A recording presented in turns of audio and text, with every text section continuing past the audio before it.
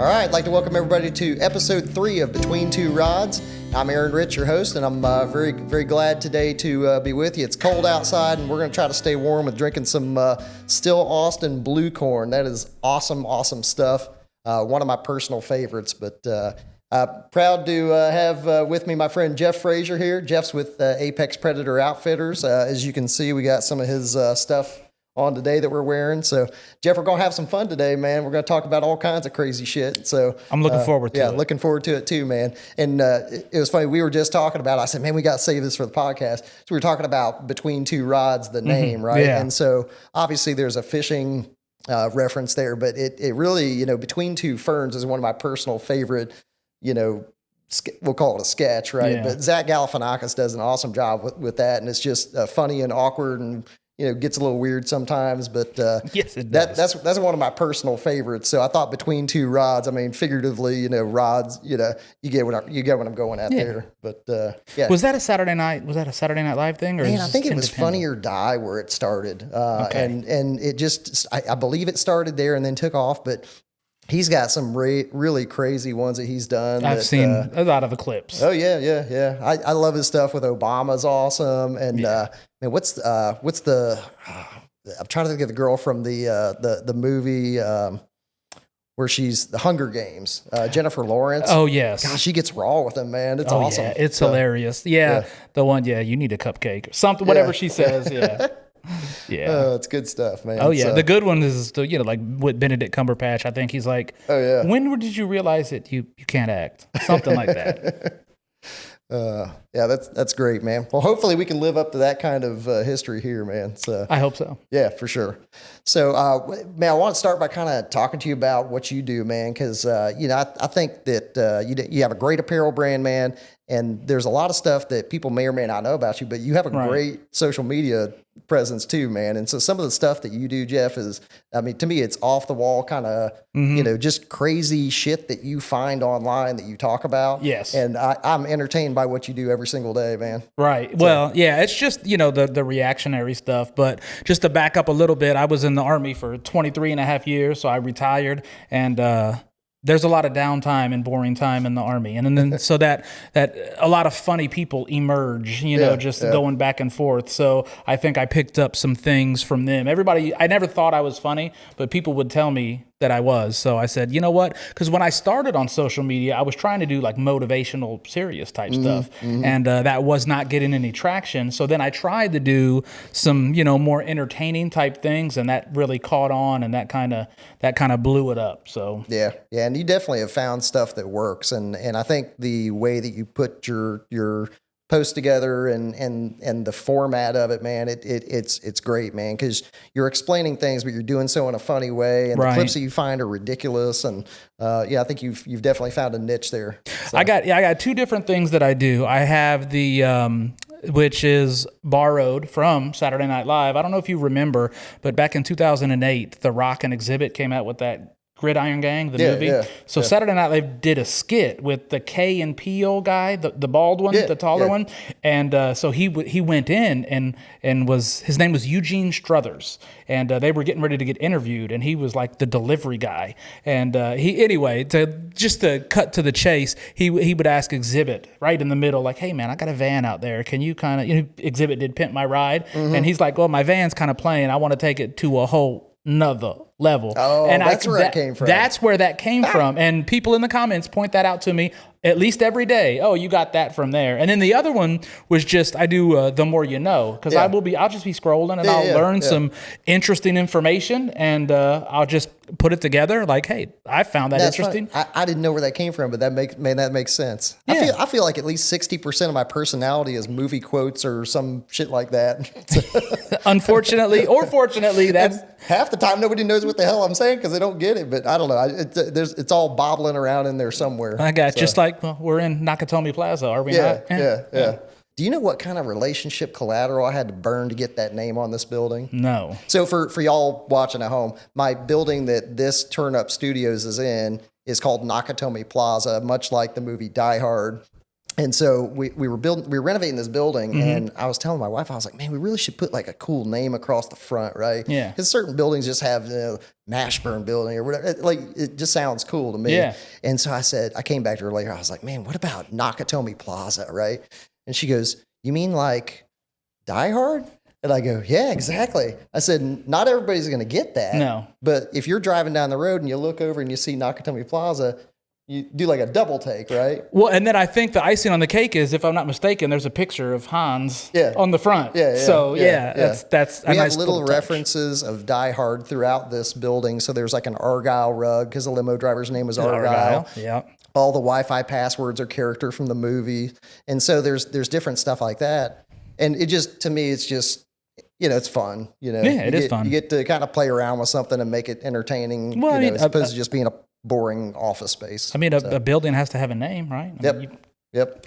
So we had one of my favorite moments from all that was we had a guy do a photo shoot in front of the building one time, and my friend texted me and he goes, there's some guy doing a photo shoot in front of your building. Well, I put up my cameras, and the guy's in a bloodied wife beater dressed like Bruce Willis from the movie, and he's literally doing a photo shoot in front of the building with awesome. Nakatomi Plaza behind him. It was awesome. It validated everything that I put into it that way. That's worth it. Yeah, it was freaking awesome, man. So yeah, you got to love that. I don't know, man. I'm just a dumbass, man. That's, Most of us are until we find our calling. Which is why the stuff you do works, man, because it's funny and off the cuff and hilarious, man. I never would have thought it would have been where it is. Yeah. Now you're a social media guy, so. Yes, and someone who had never posted prior to 2021. Like before I retired, I could count on one hand how many posts I did on Facebook, and that's all I had. I didn't have any of the other ones. Yeah, well, it's pretty cool to watch, man. I appreciate it. And now I wish I would have done it 10 years ago. Yeah, yep. So if anybody's watching and you're thinking of getting started, just do it. Yep. And y'all definitely go follow Jeff online. He's Apex Predator Outfitters. What all platforms you on? YouTube, TikTok, Instagram, and Facebook. Not too much on the Twitter, but I just have trouble understanding Twitter. Yeah.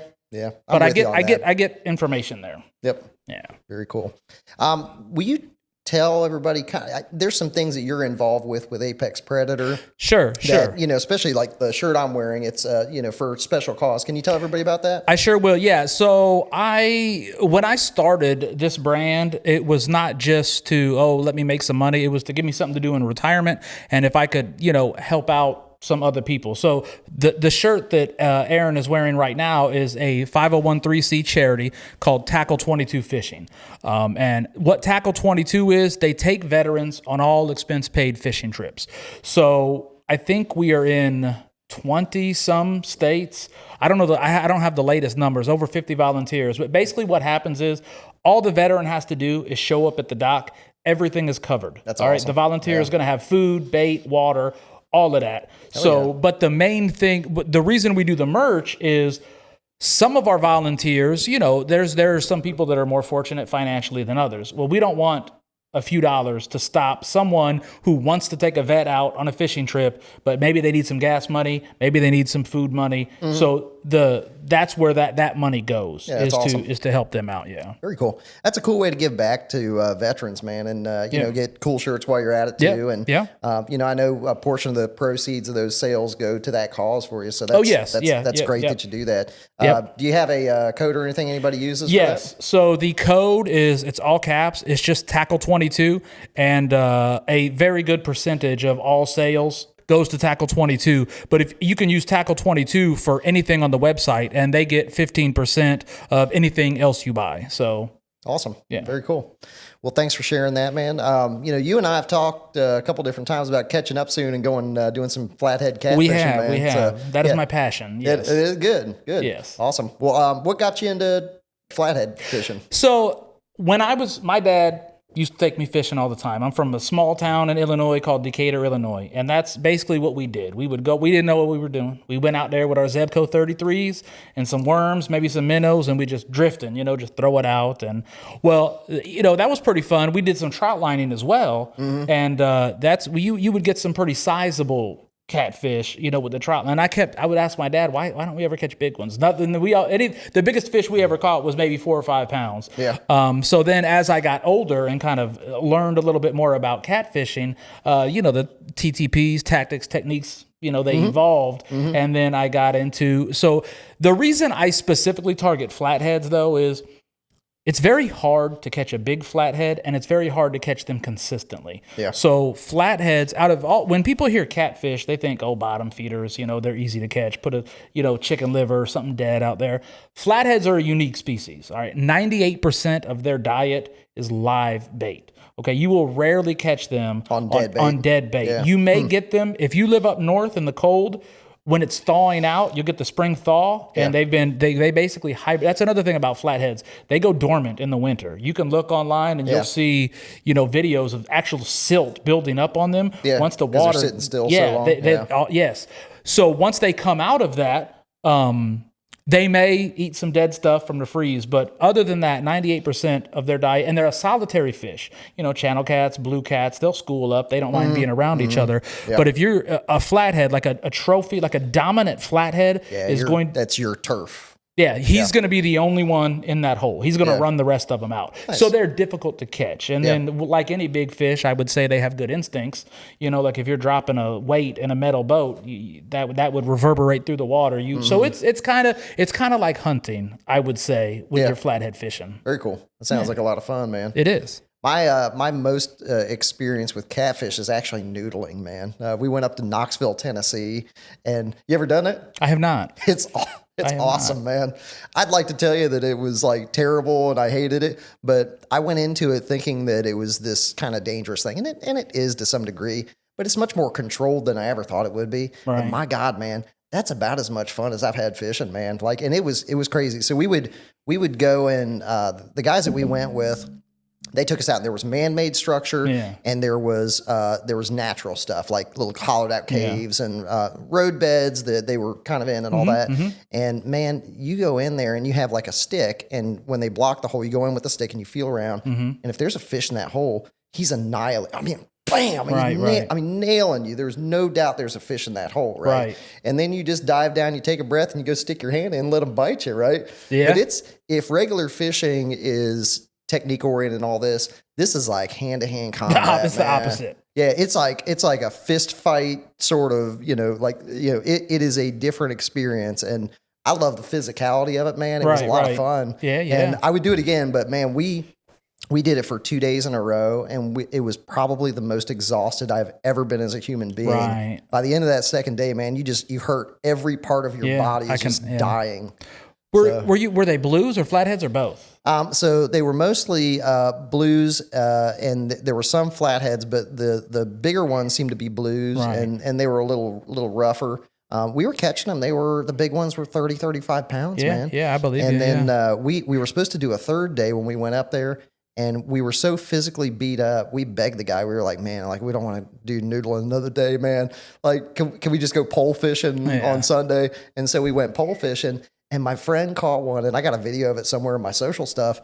It's like an 85, 90-pound catfish, man. Yeah. I mean, it's badass. That's got to be a blue, yeah. That was a blue, yeah. That's the Tennessee. What river would that have been on? That was Fort Loudon Reservoir is where we were fishing. Okay. And the guys that we fished with at the time, they were about the only noodling outfit that we could find that could take us, right? So we hooked up with them, man. They were awesome, man. We had a great time hanging out with them. The second day I really figured it out, right? The first day I feel like I was a little timid, right? And I caught a couple. The second day I got on the boat about 7 a.m. and I started drinking a few beers, right? And after a few beers, I wasn't worried about it at all, right? So I was just right in the hole. I caught one with my foot. I stuck my foot in the hole and caught him with my foot and brought him for us. And it was wild, man. I wonder if it was blues because they spawn at different times. Yeah, so we went, I think it was June when we went, and the guy definitely said that these are spawning fish, right? Course, and that's why they're so aggressive, is they're in there guarding that nest. And so you go in, and anything that gets in that territory, that fish is highly, highly aggressive. Yep, that makes sense. That does make sense. Yeah, it was great though, man. I'm telling you, I'd never expected to enjoy that as much as I enjoyed it. I can't get past I can't. I mean, I'm from Illinois. We got the alligator snapping turtles. I just can't get past that frequent the same habitat. That was my apprehension, right? I was like, man, there could be like snakes in there. There could be snapping turtle, and they don't have alligators up there, so that's one thing. Of course. Yeah.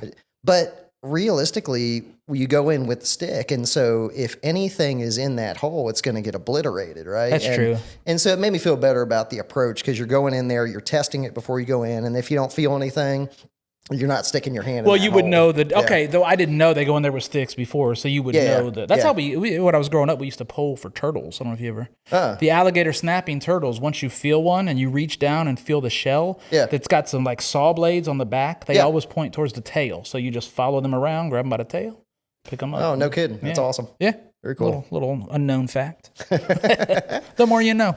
That's awesome, man. Well, we'll definitely have to get out there and catfish. Oh yeah, we'll get it. We'll get there this year. Sounds like a heck of a lot of fun. There's a tournament you got coming up for that. So down here, they every year in Blountstown, Florida, there's the Florida River Fest. It's in February, and I've got a really good friend, Chad Bailey, who actually a county commissioner for Calhoun County over there. But he is the operator of Size Matters Fishing. It's like an online presence. He used to do a lot of tournaments. Then he got pretty busy, but he's doing this one. Matter of fact, I do his merch as well. And it's going to be a blue cat tournament, top 3 fish, but we do it every year. So, cool. And then Apex Predator Outfitters sponsoring the Veterans Big Fish Award. So anything I sell from February 1st to February 22nd, either online or in person, $5 is going into the pot. So for the veteran big fish. That's awesome. Yeah. Very cool, man. Yeah, we get a lot of community involvement. There's a local realtor named Cassie Labe for Think Realty. She sponsors the female big fish. So you bring the community. If you reach out to people, they're usually willing to help. So yeah, and that's been going on for a number of years now. Oh yeah. I think I had about 4,000 or 5,000 people run through it last year. So it's big. Cool. Yeah, there's going to be a tank set up with fish. We'll have some flatheads, some blues, some bass, some brim. It's a big. I don't know. It's huge. It's one of those big metal circle tanks. And then when the guys come in and weigh their fish, we put them all in the tank, and then to kind of revive them before we put them back in the water. So it's good for the kids to come out there. And, that's good. So it's all catch and release. Oh yeah, it's nice. Cool. The tournaments are you can't weigh a dead fish. Yeah. So you can't. They got to be, and then these fish, blues and flatheads, they're resilient. Yeah, you know what I mean. Yeah, pretty tough. But these guys have got on the catfish boats. They've got the 100-gallon live wells. They've got them hooked up to oxygen. So there is great care in taking care of the fish. Yeah, I think I've come to appreciate conserving fish more as I've gotten older. Man, I've caught so many fish, man. Like I think that I used to think that keeping them was a thing to do, but. I think at this point, man, almost everything I do is catch and release. Yeah, the issue, here's the issue with the fish. Now, I know we've all heard the stories about catfish at the dam, big as Volkswagens and things like that. I'm not going to put any credence to them, but there is reports back 19 or in the mid-1800s of riverboats on the Mississippi seeing really big blue catfish. You know what I mean? And those are tending to be less and less, the frequency of them being caught. And a lot of that is once the gene, like a bass, their genes determine how big they can get. Well, that's the same with every fish. If you're keeping those 80, 90, 100-pound fish, that's your breeders that are not. The smaller ones, the genetics of them, they're in the pool now. Yeah, exactly. Yeah. So you just, so like I said, I'm not saying there was 200-pound catfish roaming around, but I mean, the frequency of large catfish getting caught is getting less and less. And I've always kind of felt with fish too, that harvesting a fish, the fish that are younger are usually better quality meat than the ones that are older. Because the ones that are older, man, they just, it's almost like the consistency of the meat is different. Yeah. And if I've ever had ones that are larger, I feel like the ones that are smaller fish eat better.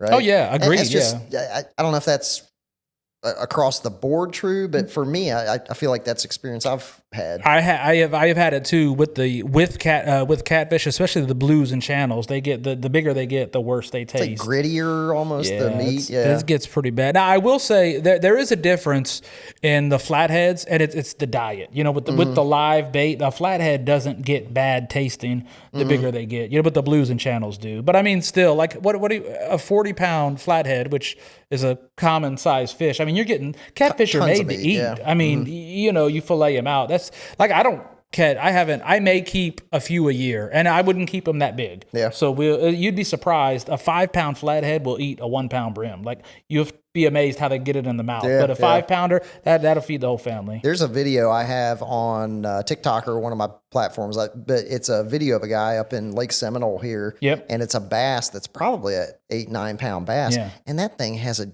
giant bait fish in his mouth. And it's choked on it, right? Oh, yeah, and it's so big it blew out the stomach on the bass, right? And it's crazy that the fish get so aggressive sometimes like that they eat things that they can't realistically digest, and then they basically choke on it, man. Yeah, exactly. It's wild. You'll see. Yeah, there's a lot of videos like that. I've seen one where a 20-pound blue's trying to eat a 15-pounder, and it's just they're just stuck there in the water. You can't fit it in. Yeah, it's wild stuff, man. It is. Heck yeah. Well, let's take a quick break. I'd like to take just a moment and thank our sponsor, BassTackleSupply.com. Helps us put this show on, man. And so they have a good assortment of freshwater tackle. They do give us a coupon code for us. It's 2RODS, TWORODS, for 10% off on any order online. So feel free to go visit them, buy some tackle. Great way to thank our sponsor for helping us put this show on today. So, Jeff, on the next segment of the show, man, I want to talk to you about we do a lot of travel trips and stuff like that, man. I just kind of want to see if there's stuff that you've always dreamed about doing that you've never had a chance to do, man. Is there some sort of bucket list thing that you've thought about that you'd love to do? It's not fishing related. Well, one of them is fishing, one of them's hunting. So I would love to, and I've talked to the wife, but I can't get her to sign off on the cold weather. I'd love to go salmon fishing in Alaska. I think that would be great. I was at Fort Lewis, Washington, up by Seattle, and I salmon fished a lot out there, the kings and the silvers, but they just get so much bigger up there. I would like to do that. Yeah. We went to Alaska, I think 2.5-3 years ago, and I kid you not, man, that was the greatest trip that I think I've ever been on and can imagine being on. Really? We went the first day we got there, we took a fly out over to the state park. And we saw everything, all kinds of wildlife, man. We caught the snot out of sockeye salmon, man. And I mean, I did bear selfies, dude. It was dope. And so we get back from the fly out that day, and we're sitting in the car, and my friend and I looked at each other, and we're like, shit, man. I don't know how it's going to get better than this. Like, this is day one, man. Like, how's it get better than this, right? Like, that was probably one of the greatest days of my life, right? Like, dude, we saw more bald eagles today than I've seen the rest of my life combined. It's that kind of thing, man. Yeah. And so if you haven't gone, man, Alaska is so crazy incredible, man. We're going to get up there. The other one is the opposite direction. And I like to hunt. I'm a big hunter. And down in South America, Colombia, Honduras, those doves, mourning doves, they're an extremely invasive species. Yeah. And they put on hunts to go down there. Yeah. And it's just like an all day. I've heard that's incredible. They just destroy the crops. Yeah. So, because I mean, a mourning dove, the attrition rate on a dove here in the United States is 85%. So when those doves, because they have multiple litters, catches, whatever, 3 or 4 times a year. So the doves you see in the spring and the summer, 85% of them are not going to be around. They're not going to survive the winter. Yeah. So they're kind of a renewable resource. But down south, there's just so many of them that they just destroy crops. Wow. So, but that would be the goal is 1,000 a day. We've gone and done trips with guys that go and do those trips, and they've said that's just an incredible trip to go down there and do, especially in that part of that area. I'm trying to remember. There's all kinds of places around South America where you can go do dove hunting and stuff. And I was stationed in Honduras for a year, but I never got. Well, they kind of keep us. This was back in 2000. They kind of keep us controlled. Yeah. There's not a lot of freedom to get out and around. So how'd you get into hunting, man? Did you do when you were younger? Or? Yeah. So my dad, my dad hunted, but he kind of got away from it as he got older, but we had a neighbor that's kind of like my second dad, whose name was Jeff Harris, that moved in next, and he was just a monster. I mean, he got me.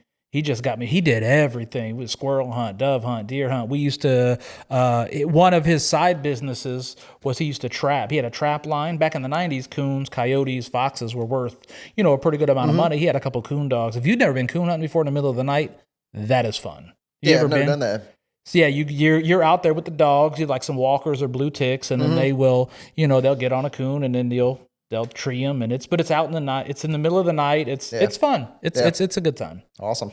Yeah. Well, very cool, man. That's I think getting raised into it, I think that this special bond that you get when it's your father and, Yeah, somebody I like agree. that, man. I agree. And, I know you got young kids. I do. So, and one of the things that I was talking with my friend Ryan about the other day was, we were talking about just being excited about doing these trips with kids too, man. Right, yeah, and as of yours course. get older and they kind of get to that age where you can start doing these things with them, I think to me that's the thing I'm most looking forward to, more so than a direct experience. Mm-hmm. Any of it with my kids is going to be incredible. Of course, yeah. Just even seeing stuff this, I've already done. Yeah, it's right? like doing it again for the first time because it's with it is, them. man. Yeah. And to me, like a big part of hunting and fishing too is not only that is people go to the grocery store, they don't realize what it takes to get this product to you. You know what I mean? So I feel like you lose some appreciation. It's kind of nice to know, like, hey, this is. You need to, things have to die for us to have food. I mean, not to waste any of it. Exactly. Man. Exactly. You take the entire animal and finding a use for all of what comes out of the animal. I feel like it's paying respect to the animal. Yeah, agreed. Yeah. And, if it's something's going to give its life, then you be efficient with what you do with it. And, I just, I've come over the years to appreciate when you're not wasting. Exactly. Yeah. Well, you alluded to that earlier. Like when you're younger, you're catching fish and you're keeping them all. But now it's like, do I really need to keep all of these fish? I don't need a freezer full of fish that I'm not going to eat in time for it to be good. Yeah, exactly. Just because they're biting don't mean you got to keep them all. I'd rather not waste it, and I'd rather the ecosystem thrive and do good things. Because, that's for all of us to have experiences like what we want to have. Yeah. If we take care of the environment, take care of these, fisheries, we're gonna be able to do that for as long as we want. Yeah, so. The Ohio River's having a big problem with that now. But they've got a lot of pay lakes in Ohio, and they're coming and they're trapping the big catfish, and it's hard to catch big catfish. And then you've got the invasive species like what's the ones where the boat motor comes through there and they all jump out of the water? Oh, the carp. The carp, yeah. Those have made it all the way up to almost the Great Lakes. They've got an electronic barrier across there to keep them out. We've talked about going in Illinois. They have a carp tournament where you can go there on the Illinois River. Yeah. Yes, man. I'm from there. Me and my friend want to do it, except I don't know how to ski. And you ski behind the boat, and you have the net, and you catch the carp with the net. And we've totally talked about doing that. I'm from not very far from there. Yeah. That's awesome. Yeah. And I got to learn how to ski, man. But the issue with those fish is they can survive way more challenging conditions than the native fish. Yeah. You know what I mean? And then they eat they eat the little stuff, so then the bait fish can't eat, and it affects the whole, but they're just now, I don't know if you're aware, they're finding uses for them. Like they're selling them to, I don't know what they're doing with them, eating them or whatever, but there's actually a market that has been for the flying carp? ones, the Asian carp. Yeah. No kidding. There's actually a market for them now to where people are making money, which is good, because then more people will do it. Mm-hmm. But that would be fun. That's crazy. I wonder what that market is. I don't know because they're not really edible fish, right? I think, I don't want to get the lion to you on the podcast, but I watched a Discovery Channel documentary that these dudes, they had a truck full of them and they were doing the math on how much they were going to make. So I don't know what they were doing with the fish. Yeah. Per se. Sounds like a great reality show. Yeah, it does. Yeah. It does. Some swamp people type like stuff. Swamp People Part 2. Yeah. Yeah. But they're carp people. Yeah. Carp people. Asian carp people. Yes. I got attacked by a carp one time with a friend of mine, man. This is a great story. God, I still bust his balls about this even today, man. But we were out on the river one time, and he's a big dude, right? We used to play football together, right? And I was a little skinny wide receiver guy. He was a running back. He was probably 220, 230, all cut up at the time, right? And way bigger than me, right? And that's important to this story because we go back in this little cut one time, and there's a stump back there, and we're bass fishing, and we see these fish that were around this stump. And as we neared the stump, he goes, man, what are those fish there? And I said, oh, those are carp. And about the time that carp came out of my mouth, these fish start going fucking crazy, right? And they're swimming around the boat and they're just going ape shit. And it's like we got into a nest of them. Well, all this is pretty surreal to me, man. Yeah. I'm pretty chill, right? Well, these fish start flying out of the water, right? Bam! And like they start hitting the side of the boat. Bam, bam, bam, right? And my friend who's in the back of the boat gets freaked out, right? And bear in mind, this is a big yoked up dude, right? He runs and hauls ass to the front of the boat, grabs me, pulls me in front of him like a shield, right? And these fish are flying in the boat and all this. One of them hits him in the leg, man. He's freaking out. The fish is in the back of the boat. Scales are flying everywhere, man. And these are regular. They're not an Asian carp. They're just regular carp. Huh? I guess. Yeah, I don't know. I don't know the difference at all. But the one that hit him in the leg is in the back of the boat, and there's scales flying everywhere and all this. And this goes on for about a minute to where these fish are just flying and whacking the boat. And it was nuts, man. And I'm like, it felt like I was in another place.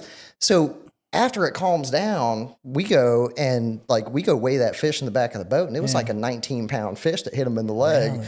And so we toss the fish back. We kind of get our bearings and we're laughing about it and goofing about it. Well, we finally get to the point where we start fishing again. And I start flipping the bait out there and all that. And he goes, hey, Aaron, man, I got a problem. And I go, what's that, man? He goes, I think I threw the rod. When the fish had been like, he threw the rod up in the air and the rod went in the water somewhere. And we ended up finding the rod. I went back to where the stump was and just kind of felt around on the ground because it was pretty shallow. And we found the rod. But to this day, I will never let him live that down. No. Him using me as a shield to shield him against these terrible carp that are attacking us. Yes, right? That's crazy. So it was a hell of a story, man. Yeah, that is. I've had it. Every time, all my experiences, bad ones, come from snakes. You ever been out there and a snake come up to the boat? Oh yeah. Oh, they're bold. My friend and I had a snake fall in the boat one time. And we had to use our rods to poke him away. When I go out, I see snakes every time I go, but it happens more often than you'd think. They'll come right up to the boat, and I'm whacking them on the head. Sometimes they're up in the trees too. You got to watch that too because they can fall in the boat that way, and you really got to watch it, man. But what I'm saying is they'll come up, and I'm whacking them with and they're just there. Keep coming. They stay because I am deathly. They're not worried about you, man. I am, and I got it from my dad. My dad was so terrified of snakes. We had a riding lawnmower. If he saw a snake, a little garter snake in the yard, he'd be trying to run it. He's just deathly afraid of them. So I inherited that. My wife is afraid of snakes coming out of the little holes in the bathtub, right? Like the little jacuzzi jets. Yes, I do. She has an irrational fear about snakes coming through the holes in the bathtub, which I don't, whatever, man. We don't live in Australia. That's some Australia stuff. That's some anything stuff. But that's good stuff, man. Have you ever had other crazy stuff happen to you when you've been out on a trip, man? The main issues I have on trips is boat motor issues. So I bought the boat I have now, which is why I couldn't even fish downriver because I was worried to get back up. And then so when I bought the boat, it had a trolling motor on it, right? Well, whoever put this trolling motor on the boat, it's kind of at the front, the bow is it can't go straight. So it's cocked, right? And that's as far as it goes. So to go straight up the river, you have to go this way a little bit, spin it all the way around. Zigzag. And zigzag up. But out of 15 trips I went on last year, I would say 6 of them I just got a lemon. So most of my, and then me and my dad, when we would fish, this is coming back to me, we put fish on a stringer, right, to take home. And we had a fishing ski, so we put them on a stringer, tie them up.